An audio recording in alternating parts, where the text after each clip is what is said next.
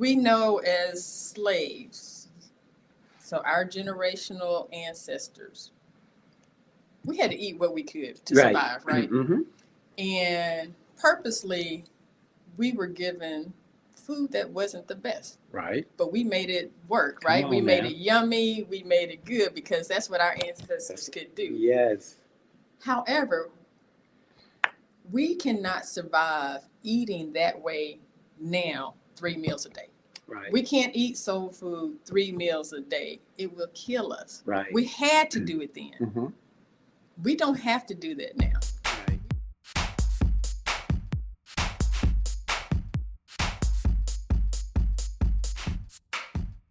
Monica, introduce yourself. I'm Monica Stewart Wilson. I am from Jackson, Mississippi, actually.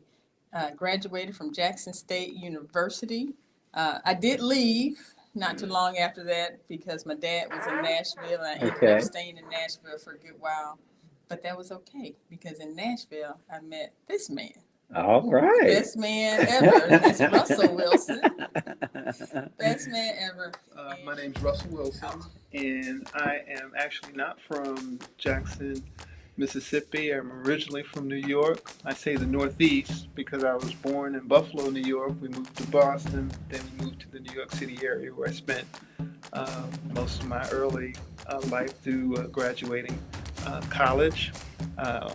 After I left the New York City area, I moved to Nashville, and that's where I met my lovely wife, Monica, of 28 years with 3 wonderful children. And the Lord has blessed us. Love being here in Jackson.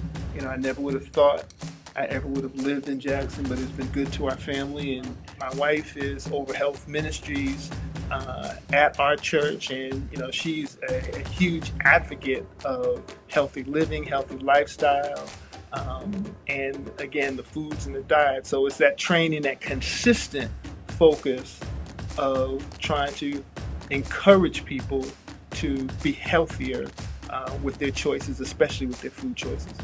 I grew up Baptist. Okay. I grew up here in Jackson Baptist.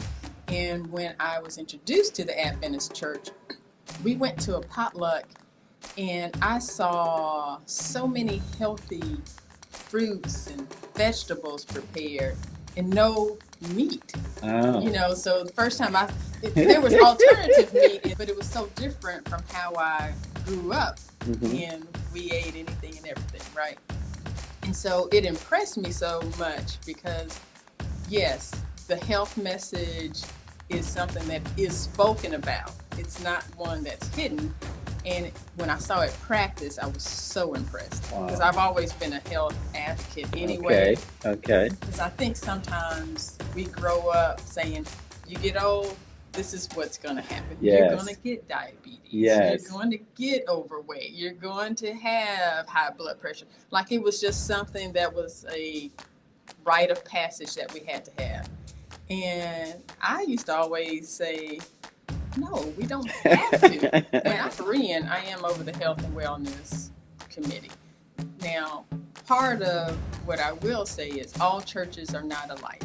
Mm-hmm. Again, we've been all over. We've been in Tennessee, in Minnesota.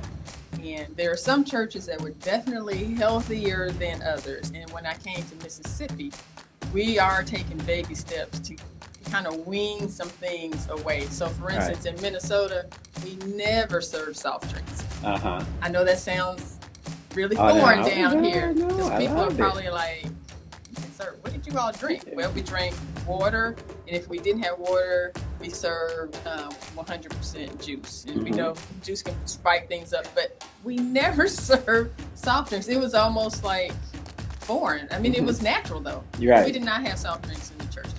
Yes, if somebody wanted to go to the store and get something, fine. But as a You all church, wasn't serving. We did not serve Right. soft drinks.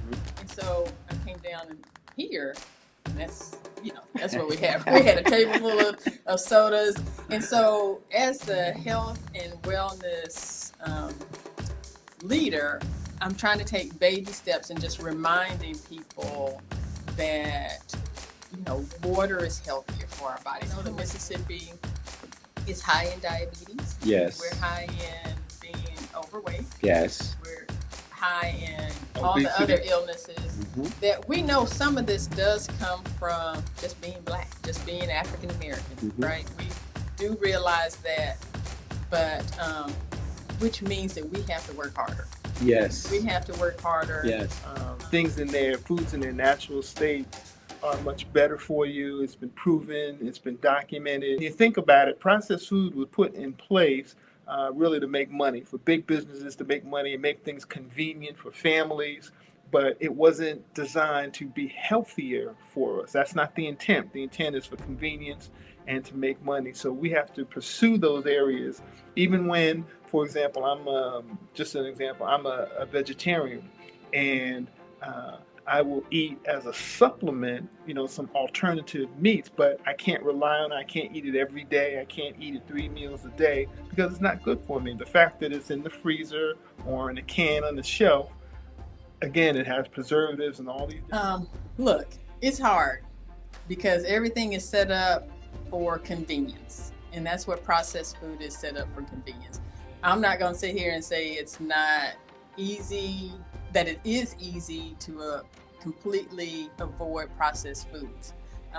When we're riding down the street, even yesterday, I was like, man, I'm really hungry. I had jury duty, and I left there. I was really hungry. Like, man, I really want something to eat.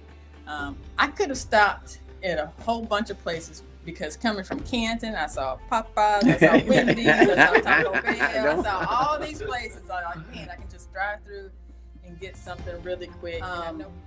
And I just kept going, as hungry as I was, and I went home. And I grabbed a bag of salad and I put some meat on it. Sodium.